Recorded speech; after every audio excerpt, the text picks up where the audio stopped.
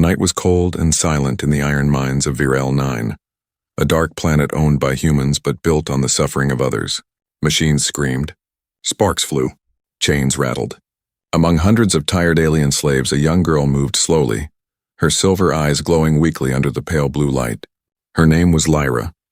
She was small, thin, and her hands were full of cuts from carrying metal rods all day. The overseers shouted orders, and if anyone slowed down, the electric whips cracked. Near the repair pit, a young human mechanic named Eli worked quietly.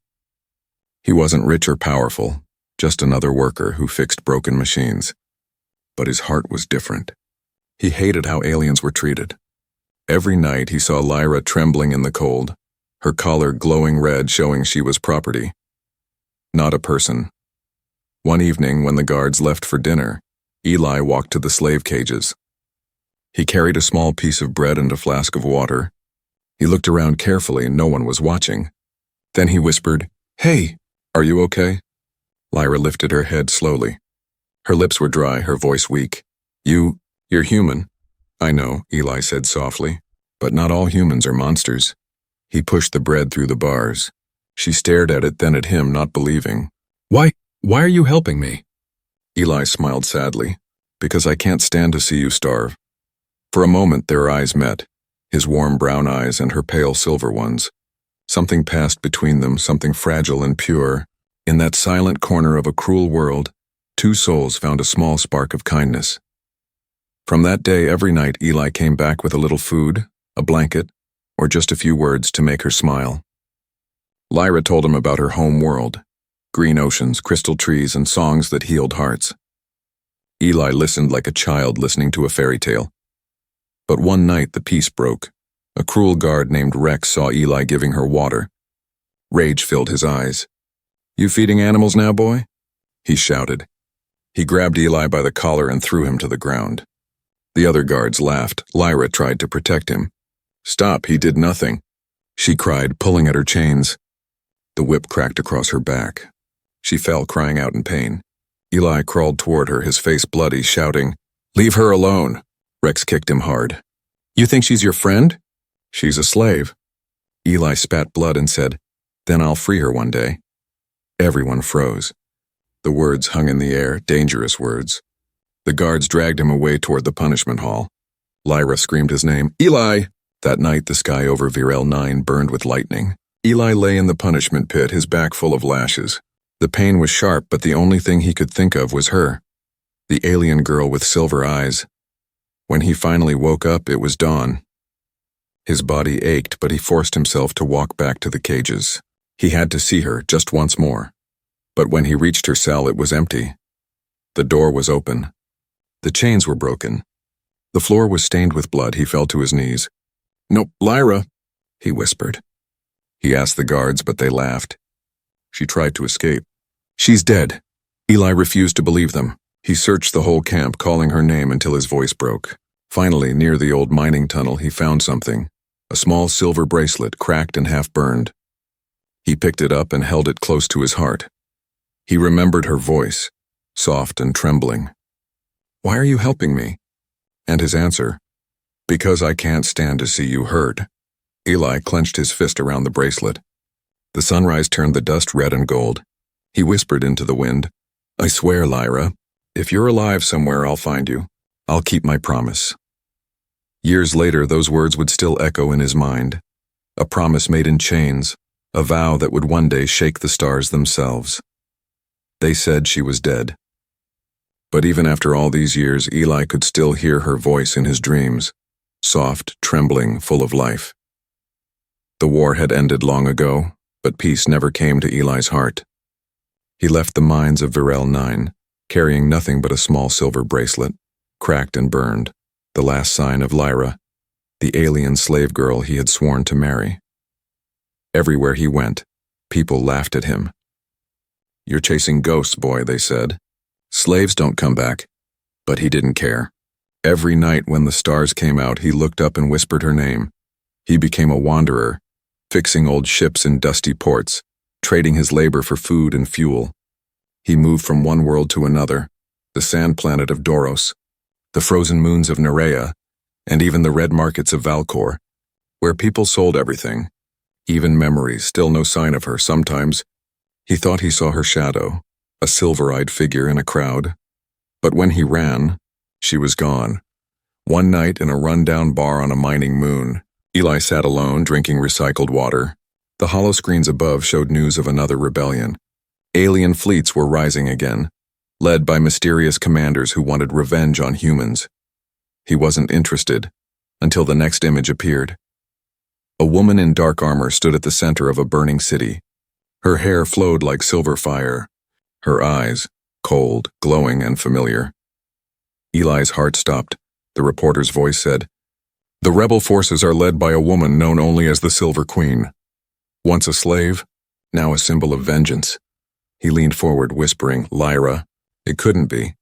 But the eyes were the same. He stood up so fast that the chair fell. The bartender shouted, "Hey, you gonna pay or not?" Eli threw his last coin on the counter and ran into the stormy night. He needed answers. For weeks he chased rumors. Some said the Silver Queen ruled from the Alarian Nebula, where no human dared go. Others said she was a myth, a hologram made to scare soldiers. But then he met Captain Darren, an old pilot who had once traded with the rebels. Darren laughed when Eli told him his story. "You think you know the Silver Queen? Boy, she burns planets. She kills humans. You sure you want to find her?" Eli nodded. If she's really her, then yes. The captain stared at him for a long time. Then he sighed. "You're either brave or stupid. Fine, I'll take you close enough." Their small ship, the Sparrow, jumped through the black void. Nebula light shimmered like ghosts outside the glass. Eli couldn't sleep. Every hum of the engine reminded him of her voice. He remembered the night she had protected him from the guard's whip, the way she smiled shyly when he shared his bread. He whispered, "If you're still out there, Lyra, please remember me." Duran's voice came through the intercom. "We're near the border." "You sure about this?" "One wrong move and their ships will vaporize us." Eli smiled faintly. "I've already lost everything. I have nothing left to fear." As the ship drifted into the nebula's mist, glowing shadows surrounded them. Alien warships, sleek and silent. A metallic voice came through the speakers. "Unidentified human vessel.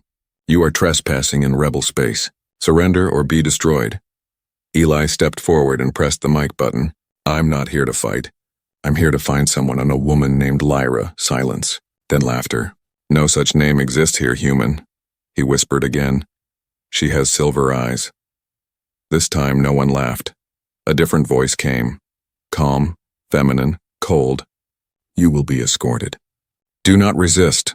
The ship trembled as tractor beams pulled it toward a massive cruiser, black like night, lit by 1,000 blue veins of power. Eli's heart pounded.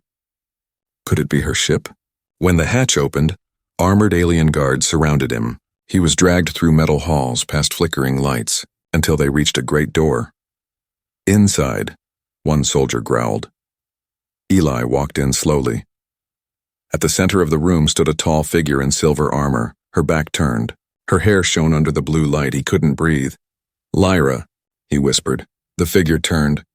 Her face was calm, her eyes glowing like cold stars. For a moment her expression changed. Confusion, pain, and something like recognition. Then it vanished.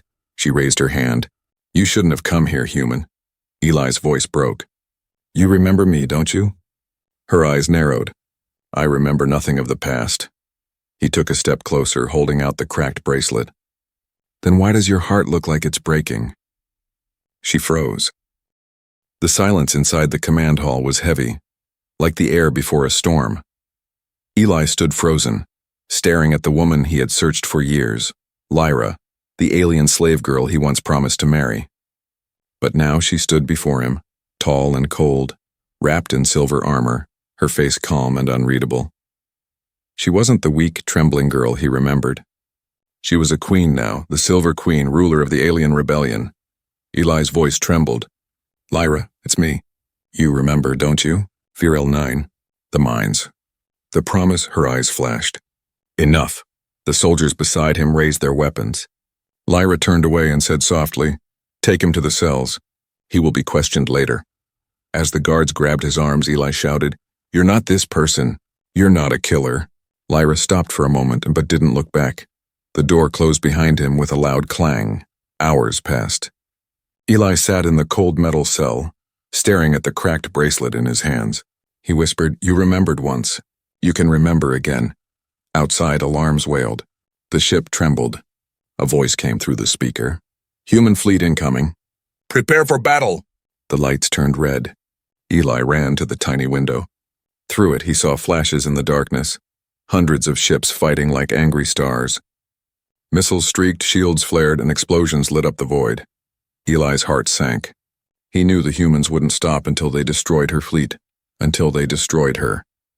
Inside the command room, Lyra stood at the center of the chaos. Officers shouted coordinates, soldiers screamed for backup, but her voice was calm. "Target the human destroyer. Fire at will." The cannons roared. The blast tore through the human flagship. But even in the middle of battle, her thoughts flickered. Flashes of a boy's smile, the sound of chains, and the warmth of bread in her hands. A soldier shouted, "Queen Lyra!" "The human prisoner, he's asking for you." Her fingers tightened on the control desk. "Ignore him. He says he can stop the humans. He says he knows their codes." Her heart skipped a beat. She turned. "Bring him here." Moments later, Eli was dragged into the command hall again, bruised and breathless. The floor shook as another explosion hit nearby. He shouted, "Your ships are surrounded." "But I can help." Lyra frowned. "Why?" "Because I swore to protect you. And I keep my promises." Her eyes searched his face. The same eyes that once saw kindness through the bars of a slave cage. For a second, her mask cracked. Then she spoke quietly. "Fine. Speak." Eli pointed at the map. "The humans always form a triangle pattern before attacking. If you send your ships to the outer edge and bait them here," he drew a quick circle on the screen, "you can trap them in their own field." The alien officers looked at him with disbelief. "You expect us to trust a human?" Lyra raised a hand. "Do as he says." The plan worked. The human fleet charged forward and straight into the trap. Lyra gave the order. "Now." Dozens of alien ships fired at once. Explosions lit up the stars like fire flowers. Eli smiled faintly. "See? I told you." But before he could finish, the main human dreadnought broke through the smoke, heading straight for them. Impact in 20 seconds. Someone shouted. Lyra whispered, "All ships brace for collision." The dreadnought crashed into the flagship's side. The impact threw everyone to the floor. Fire and smoke filled the room. Lyra tried to stand, but sparks burned her armor. Eli crawled toward her, pulling a beam off her leg. "You're hurt!" She looked at him, her voice shaking. "Why are you still helping me?" "Because you're not my enemy." The wall shook again. The ship's core was failing. Eli pulled her toward the escape pods. "Come on." But outside, alien soldiers surrounded them. One of them raised a weapon. "Queen Lyra!" "Step away from the human." Lyra's eyes filled with pain. "They don't understand." Eli held out the bracelet. "You do." For a long moment, she stared at it, then at him. Then she shouted, "Hold your fire." The soldiers hesitated. Eli whispered, "Lyra, please. Come with me. We can leave this war." She looked torn, between duty and memory, between queen and slave, between rage and love. Finally, her voice broke. "You shouldn't have come." She turned to her soldiers. "Take him." Eli's face fell. "Lyra." She whispered something he barely heard. "Forgive me." And then the guard struck him down. As his vision blurred, he saw her walking away, her silver hair glowing in the flames. The last thing he heard was her command echoing through the chaos. "Destroy the human vessel." That was the first thing Eli felt when he opened his eyes. His head throbbed and his wrists were chained to a metal wall. The room was dim, cold, and silent. Only the hum of engines broke the stillness. He tried to move, but the restraints pulled tight. "Not again," he whispered. The last thing he remembered was Lyra's voice, cold, distant, ordering his capture. He had come to find her. He had risked everything, and now he was her prisoner. The door hissed open. A guard entered, a tall reptilian with a glowing spear. "You're lucky," he said in a rough tone. "Most humans don't live this long here." Eli ignored him. "Where's Lyra?" The guard laughed. "You mean our queen? You'll see her soon. when she decides whether to kill you or keep you. When the guard left, Eli leaned his head against the cold wall and whispered, "Lyra, what happened to you?" He closed his eyes and remembered the girl behind the slave cage, scared, gentle, whispering stories of her home. She had once trusted him, once smiled at him. Now she was the queen who had ordered his ship destroyed. Hours passed, maybe days. Eli couldn't tell. He barely slept, barely ate. Then one night the door opened again, quietly this time. A soft light entered the room, followed by the sound of footsteps. Light, careful. He lifted his head. She stood there, Lyra. But this was not the same Lyra he remembered. Her armor was gone, replaced by a flowing silver robe. Her eyes glowed faintly in the darkness, filled with something he couldn't name. Pain, maybe regret. For a long time, neither spoke. Finally, Eli said quietly, "You came?" Lyra took a slow breath. "You shouldn't have come here, Eli," he smiled weakly. "I promised I would." Her expression softened for a second, but then turned cold again. "The war has changed everything. I'm not who you think I am." Eli tilted his head. "Then who are you?" She looked away. "Someone who was broken and rebuilt for war." He stood up as much as the chains allowed. "But you do remember me, don't you?" Lyra froze. Her lips parted, but no sound came. She looked down at her hands, trembling slightly. "I remember something." A voice. Bred through iron bars. Eli's heart pounded. That was me. Her eyes flickered. For a moment, he saw the same softness she once had. Then she stepped closer, whispering, "Why did you come back? You should have stayed away. Humans and my kind can't be together. The council forbids it." Eli smiled sadly. "Love doesn't ask for permission." Lyra's breath caught. She turned away sharply. "Love?" She said the word like it was foreign, dangerous. "I don't even know what that means anymore," Eli whispered. "Then let me remind you." For a long moment there was silence. The lights flickered. The ship trembled as if listening. Then Lyra reached out slowly, carefully, and touched the cracked bracelet still tied around his wrist. Her fingers brushed the metal. A tear rolled down her cheek. This belonged to that girl," she whispered. "The one who died in the mines." Eli shook his head. "No, she didn't die. She just forgot who she was." She looked at him again. Really looked this time. The coldness in her eyes melted just a little. "You talk as if I'm her," he smiled. "Because you are." She took a small step closer. "And if I was, what then?" Eli's voice softened. "Then I'd keep my promise." Her breath trembled. "You said you'd come back and marry her." He nodded. "And I'm here." Lyra's lips parted, her eyes filled with confusion and fear, emotions she hadn't felt in years. For the first time, the warrior queen looked human again. But then the sound of boots echoed outside. The door alarm flashed red. Someone shouted, "Queen Lyra, you're not allowed here. The prisoner is dangerous." Lyra turned sharply. "Hide this conversation," she whispered. She touched the control pad, his chains unlocked. Eli stared at her. "You're letting me go?" "Not yet," she whispered. "But soon, I just need time to remember." She turned to leave. But before stepping out, she looked back. Her voice soft, trembling. "Eli, if I find out you're lying, I'll kill you." He smiled faintly. "And if you remember the truth, you'll save me." Their eyes met one last time before the door closed. Later, as Eli sat alone, he touched his wrist, the bracelet still warm from her touch. Somewhere deep in the ship, alarms suddenly began to scream. Soldiers shouted orders. The voice on the speaker roared, "The council knows. The queen has been seen with the human." Eli's heart pounded. He looked at the door. "Lyra?" He whispered. The lights went out, and then in the darkness he heard footsteps again, running this time. The lock clicked open, she was back. "Come on," she whispered. "They're coming for both of us." The alarm screamed like angry ghosts.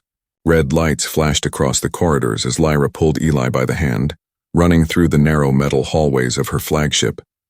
"Where are we going?" Eli shouted over the noise. "To the hangar," she said, her voice sharp, steady. "There's a small ship there. We can escape before they seal the gates." He stumbled behind her, still dizzy from pain and confusion. "Escape? You're the queen. Why are you helping me?" Lyra stopped for a second, breathing hard. Her silver eyes glowed under the red light. "Because I don't know who I am anymore," she said softly. "But when I look at you, I remember something warm, something real." The sound of boots echoed from behind them. Soldiers were coming. Lyra turned back and fired her plasma gun. The corridor filled with light and smoke. "Move!" she yelled. They ran again, two figures against the storm of betrayal. As they reached a quiet maintenance deck, Lyra locked the door and leaned against the wall. "We have a few minutes." Eli caught his breath. "They'll kill you for this." "I know," she said quietly. "The council has already branded me a traitor." Eli stepped closer. "Then tell me the truth. What did they do to you, Lyra?" She looked down, trembling. "After the mines, after they took me away, I was dying. A rebel ship found me. They saved my body but erased my memories. They told me I was born to lead, that love was weakness. Every time I remembered something, they used pain to make me forget." Eli's heart ached. He gently took her hand. "You were never weak, Lyra. You were kind. You were brave. You saved me once, remember?" Her eyes closed. I don't know," he whispered. "Think, you were in a cage. I gave you bread. You told me about your home, the crystal trees, the songs that healed hearts." Her fingers trembled. "Crystal trees," she whispered. Suddenly she gasped. A sharp pain shot through her head. Images flashed in her mind, chains, a young human's smile, the smell of burned metal. She fell to her knees, shaking. "Lyra." Eli caught her before she hit the floor. Tears rolled down her face. "I remember," she whispered. "The mines. You." "The promise," he smiled, his voice breaking. "Yes, it's me." She pressed her forehead against his chest, trembling. "I thought I was dead. I thought you'd forgotten me." "I never stopped searching," he said. "Not for one day." Her tears soaked his shirt. "I told myself love was a lie, but you never gave up." He held her tighter. "Because I made a promise in chains." The door behind them suddenly exploded. Soldiers stormed in, shouting, "Queen Lyra, surrender!" Lyra's eyes hardened again, but this time not with coldness. With fire. She stood, lifting her hand. Her energy blade came alive, glowing silver white. "No," she said. "I won't let you take him." The soldiers hesitated, their queen standing beside a human. It didn't make sense. Eli tried to pull her back. "Lyra, don't," but it was too late. The first soldier fired. Lyra spun, blocking the shot. Sparks filled the air. The sound of battle thundered in the narrow hall. She fought like a storm, her blade flashing like lightning. Every strike was precise, graceful, filled with rage and memory. Eli ducked behind a console, helping where he could, throwing tools and pulling fallen weapons toward her. One by one, the soldiers fell. When the last one dropped, silence filled the deck again, except for Lyra's heavy breathing. Eli stepped closer. "You didn't have to kill them." Her hands shook. "They would have killed you. I can't let that happen." She turned to him, eyes shining. "I remembered everything now. The promise. The words you said before they took you away." He smiled faintly. "Then you know I meant every word." Lyra nodded. "And now it's my turn." Eli frowned. "What do you mean?" She took his hand and placed it over her heart. "You came back for me once. Now I'll protect you, even if it costs my life." He shook his head. "Lyra," but the sound of sirens cut him off. A voice boomed through the speakers. "Queen Lyra has betrayed the council. All forces converge on Deck 9. Terminate her and the human." Lyra's grip tightened. "They're coming." Eli looked around. "Then we run together." She smiled faintly.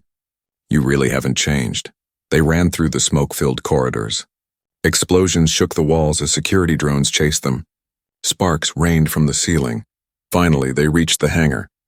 A small ship, black and sleek, and sat ready. Lyra pressed a code into the control pad. The hatch opened. "Get inside." Eli hesitated. "What about you?" She smiled sadly. "I'll follow right behind." Before he could answer, a laser beam hit the wall near her shoulder. Guards poured in from every side. "Lyra!" he shouted. She turned toward him, eyes glowing bright. "Go!" He froze and, torn between obeying and running back to her. She shouted louder, her voice breaking. "Go, Eli!" "Live!" And then in one smooth motion, she raised her weapon and faced the army alone. Eli jumped inside the ship. The hatch closed. Through the glass, he saw her, standing like a silver flame against the darkness. The engines roared, and the ship blasted into the sky. As it flew away, His last sight of her was a flash of silver light, bright and beautiful, as the hangar exploded behind her. The stars burned red. Every world in the Alarian sector was on fire. War had come faster than anyone expected. After Lyra's betrayal, the Alien Council unleashed their fury. Her fleets were hunted down. Her soldiers scattered. Her name, once spoken with pride, was now whispered with fear. The fallen queen. Far away, in the dusty port of Nerea, a lone human sat in a broken ship, staring at a flickering signal on the screen. Eli, for weeks, he had drifted between wrecked planets searching for any sign of her. Everyone told him the same thing, she's dead. But he refused to believe it.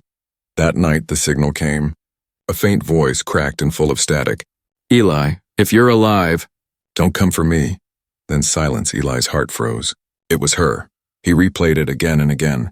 The same weak voice, the same last plea. But in those broken words he heard something else. A code hidden behind the transmission. Coordinates. "She knew I'd come," he whispered. He stood up, tightened his flight jacket, and looked at the stars. "Hold on, Lyra, I'm coming." The journey took days. His ship trembled through debris fields and dead zones. Every time he looked out the window, he saw ghosts of war. Burned ships, silent bodies drifting through space. When he reached the coordinates, he found what was left of Lyra's fleet. The ships floated lifeless, broken like glass. The black flag of the rebellion hung in space, torn and fading. He scanned for life signs. Just one, planet below. He entered the atmosphere. The world was ash and fire, once green, now dead. The scanner beeped faintly, a bunker. Deep underground. He grabbed his weapon and flashlight and stepped into the burning wind. The bunker door was half buried in ash. He forced it open and stepped inside. It was dark, silent, except for the soft hum of a generator. The walls were covered with rebel symbols scratched by hand. Then he heard it. A soft cough. He followed the sound. There she was. Lyra, sitting beside a broken console, her silver armor shattered, her face pale and tired. Blood stained her robe. For a second, he couldn't move. His heart stopped. "Lyra," he whispered, her head lifted slowly. Her eyes widened. "Eli." He ran to her, falling to his knees. "You're alive," she smiled weakly. "I told you not to come." "I don't listen very well," he said softly. She laughed faintly, then winced in pain. "You shouldn't be here. They'll track you. The council has already..." He cut her off. "I don't care. I came for you." He touched her cheek gently. "We'll get you out." Her hand caught his wrist. "No, it's too late." "Don't say that." Her eyes filled with tears. "The energy core is unstable. This whole bunker will explode soon. I stayed behind to make sure no one else got trapped." Eli shook his head. "Then we go together." "Like we promised." She smiled sadly. "Always so stubborn." The ground shook violently. Dust fell from the ceiling. Alarms blared. Lyra tried to stand, but her legs gave out. Eli lifted her into his arms. "Hold on." They ran through the collapsing tunnels. Fire burst from cracks in the walls. "Almost there!" Eli shouted. The exit was in sight, a narrow path leading to the surface. But before they could reach it, a blast threw them both to the ground. Eli covered her with his body as the fire roared around them. "Eli," she screamed. He grunted, his back bleeding from shrapnel. "I'm fine. Just move." She tried to help him up, but he shook his head. "Go." "No," she shouted, tears mixing with dust. "Not again." He smiled faintly. "You once saved me from the mines. Let me do the same." Lyra shook her head violently. "I won't leave you." The bunker walls groaned. Fire poured in from every side. Eli pressed something into her hand, and a small metal disc. "This beacon will teleport you to orbit. It's all I have left." She realized what he meant. "No, you'll die." He smiled. "I already made peace with that when I made the promise." She grabbed his face, crying. "Don't you dare leave me again," he whispered softly. "Then remember me." Lyra screamed as the explosion tore through the bunker. Light swallowed everything. When she opened her eyes, she was lying inside a medical pod aboard a damaged ship. Smoke filled the air. "Eli," she cried out. No answer. The ship's AI voice said softly, "Teleport successful. Second subject not found." Her chest broke. No, please." She fell to her knees, clutching the metal disc. It was still warm. His touch still there. Through the window, the planet burned like a dying sun.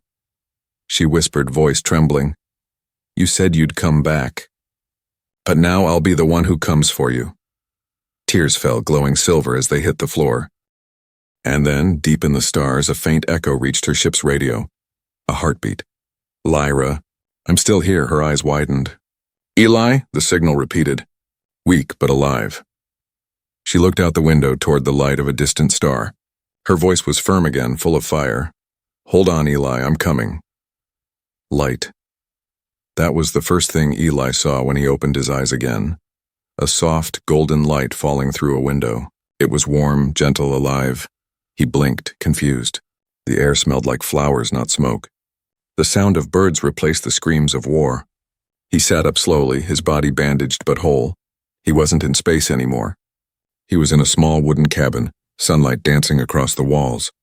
A soft voice came from the doorway. "You're awake," Eli turned. And there she was. Lyra, but not the warrior queen, not the rebel leader, not the broken prisoner.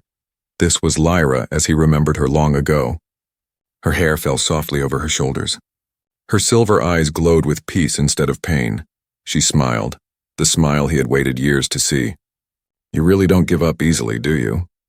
He laughed weakly. "You found me." "I followed your signal," she said, stepping closer. "It led me here, a world forgotten by war." Eli looked out the window. 2 moons hung in the sky, glowing pale blue. The air shimmered with calm energy. "Where are we?" Lyra sat beside him. "A planet with no name. The old maps call it Haven.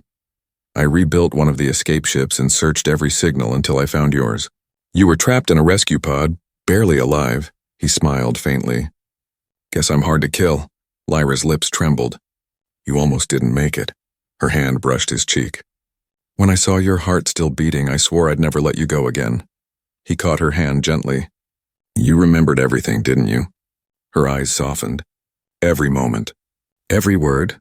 The mines, the promise, the night you gave me bread. I carried it with me through fire and war." Eli smiled. "Then maybe it's time we finish what we started." Days passed peacefully. Together they repaired the little cabin, planted small glowing seeds that grew into crystal flowers, and rebuilt a new life far from the noise of galaxies. Sometimes they sat under the twin moons, silent, watching the stars drift. Lyra would rest her head on his shoulder. "Do you ever think they'll find us?" Eli smiled. "Let them try." For the first time in years, there was no pain, no chains, only quiet.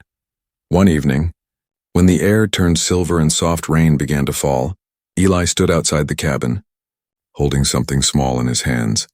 When Lyra stepped out, she gasped softly. He was wearing a clean shirt, his hair brushed back, and in his hand was a small ring, made from the same metal as her old bracelet. Polished and glowing faintly, he smiled shyly. "It's not gold and it's not fancy, but it's the same promise I made you, before the world tried to break us." Lyra covered her mouth, tears filling her eyes. "You remembered the words," he nodded. "I said when I'm free I'll come back, and I'll marry you." The rain fell harder, washing away the dust from his boots. He dropped to one knee, looking up at her. "Lyra of Ilaria, will you marry me?" She laughed through her tears. "You're still terrible at waiting. Is that a yes?" He teased softly. She smiled, that old, beautiful smile from the mines, and whispered, "It's forever." Eli slipped the ring on her finger. She leaned down, pressing her forehead to his. The rain glowed where it touched their skin, shining like tiny stars. That night, under the 2 moons, they held a small ceremony, just the 2 of them. Eli lit a candle made from alien resin. Lyra placed a crystal flower beside it, and they stood hand in hand. No priests, no crowds, no flags. Only love, pure and simple, strong enough to cross galaxies. Lyra whispered, "In my world, we have no word for marriage. We call it soul binding, when 2 hearts promise to find each other in every life." Eli smiled. "Then I guess I'm soul-bound to you." She laughed softly, resting her head on his shoulder. "You already were." The candle flickered and the stars above seemed to listen. Later that night, as they lay side by side, Lyra whispered, "Do you ever wonder why we survived when so many didn't?" Eli looked at her and said quietly, "Because love refuses to die, even in fire and blood." She smiled sleepily. "You sound like an old poet." Maybe I just had the best muse, he replied, her eyes closed, her hand in his. Promise me something. Anything. If the stars ever forget our names, promise you'll remind them who we were. He kissed her forehead. I will. Years later, travelers would speak of a legend, a hidden world where a human and an alien queen lived in peace. They said when night falls, two lights always shine above that world. One gold, one silver, never fading, never apart. Some say it's just the moons. Others say it's something more. But those who have walked under that sky claim they've heard a whisper in the wind. A man's voice. Soft and proud, I kept my promise, and a woman's reply, warm as starlight, and I kept mine.